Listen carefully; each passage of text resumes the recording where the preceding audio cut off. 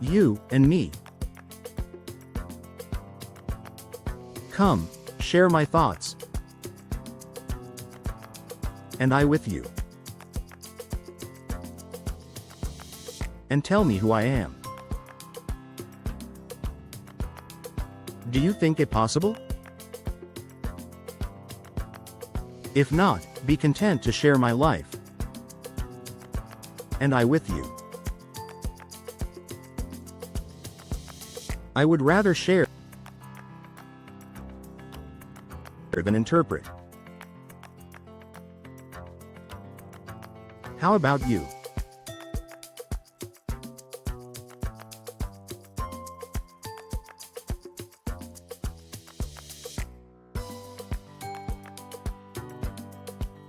You and me. Asking another person, tell me who I am, recalls the old philosophical question. Whether identity comes from within or is shaped by others. Through university courses, we constantly argue about nature versus nurture. Because I was raised in poverty, I championed nature. But my status amongst peers was advanced by my grades and athletic skills.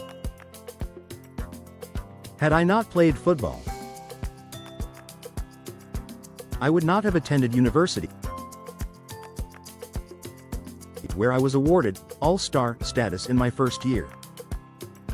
But more importantly, where I met my wife.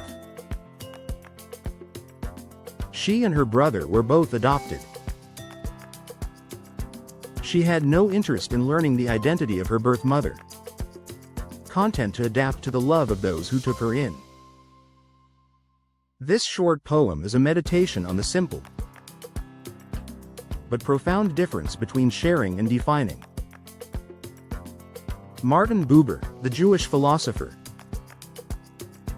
suggested that the self is only fully known in relationship, that an I cannot exist without a you. His idea of the I-thou relationship is important here. True presence comes not from labeling or analyzing, but from mutual openness. A willingness to stand together without judgment. Politics thrives on categories and labels, reducing people to roles or classes. Now, it's fashionable to classify as friend or foe, as opposed to liberal or conservative. A dangerous practice that will lead to violence. Many traditions teach truth cannot be captured in words.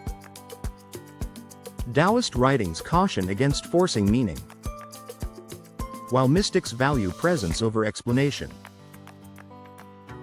My identity, like others, was shaped dramatically in early childhood.